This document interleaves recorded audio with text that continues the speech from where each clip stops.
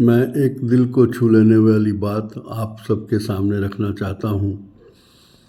विश्व के किसी भी देश में जानवरों की रक्षा के लिए कानून बने हुए हैं, हिंदुस्तान में भी हैं। और सनातन धर्म वाले इस देश में, जहाँ अधिकतर लोग निरामिष हैं, मांसाहारी नहीं हैं, उनके लिए भी एक सोच का विषय है। हाल के दिनों में एक फैशन चल गया है कि किसी गली मोहल्ले में किसी पर कुत्ते ने हमला कर दिया तो ये चर्चा का विषय हो जाता है कि ये कुत्ते काटने वाले हैं, इनको यहाँ से हटाया जाए, गली मोहल्ले से हटाया जाए। एक लोकतांत्रिक व्यवस्था में अपराधी को भी ये हक होता है कि उसकी बात को सुना जाए, लेकिन ये मूक प्राणी इसीलिए शिकार हो जाते हैं कि इनकी वाणी को आवाज़ देने वाले लोग नहीं हैं। आपको नहीं भूलना चाहिए कि गली मोहल्ले में ये कुत्ते हमारे जैसे लोगों की रोटी पर ही पलते हैं और सबको नहीं काटता। यदि किसी को किसी कुत्ते ने काट लिया तो इसका ये मतलब नहीं है कि सारे कुत्तों को मार दिया जाए। उसके लिए कोई व्यवस्था होनी चाहिए।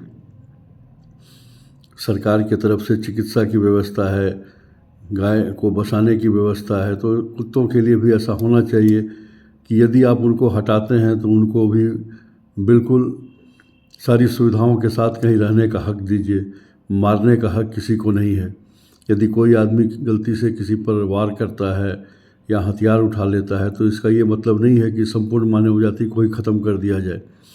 क्रूरता किसमें नहीं है? इंसानों से ज़्यादा तो शायद जानवर में नहीं है। जानवर अपनी रक्षा के लिए काटते हैं, और अधिकतर कुत्ता यदि किसी को काट रहा हो तो इसके पीछे बिल्कुल एक चीज़ बिल्कुल साफ है कि या तो उस व्यक्ति ने उस कुत्ते को छेड़ा हो, उस दिन नहीं छेड़ा हो तो पहले छेड़ा हो। अनायास ही पशु किसी पर कभी हमला नहीं करता। मेरा बहुत ही लंबा अनुभव है और देश के तमाम कानून, यहाँ तक कि जानवरों पर भी यदि आप अत्याचार करते हैं तो कानून में व्यवस्था है कि आपके खिलाफ उचित कार्रवाई की जाए। तो ऐसे देश में कृपया ध्यान रखें कि आपके गली मोहल्ले में यदि कोई मूक पशु है, आप उसको नहीं खाना दें, मत कुछ उसकी सुविधा के लिए सोचें। कृपया उसको मारे नहीं। उसको मारने से, उसको जख्मी करने से आपको क्या फ़ायदा मिलता है? और यदि मिलता भी है तो ये आपकी घिनौनी मानसिकता का प्रतीक है। ये अक्सर ये बात आज के दिन में सोशल मीडिया में चारों तरफ ये प्रचार किया जा रहा है कि कुत्तों को हटाओ, उनको शेल्टर होम में भेजो। तो पहले शेल्टर होम तो बनाओ।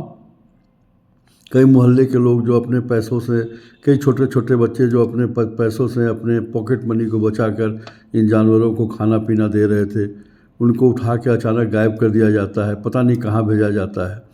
एक एक साथ वो बच्चे भी दुखी हो रहे हैं, और वो जो पल रहे थे जिनके टुकड़ों पर, वो मूक पशु जिनके हृदय में कोई छल कपट नहीं होता, वो भी पता नहीं किस हालत में कहाँ जी रहे हैं। इस पर ध्यान देना चाहिए और सभी संगठन को आगे उठकर इसका कोई निदान निकालना चाहिए। ये गलत बात है कि कहीं कोई जानवर को देखो तो उसको पीटो, उस पर पत्थर मारो, उसके आँख फोड़ दो। मुझे भी इस बात की चिंता रहती है कि जानवर किसी को नहीं काटे, लेकिन जानवर यदि काटता है तो उसके पीछे कोई न कोई मंशा ज़रूर है।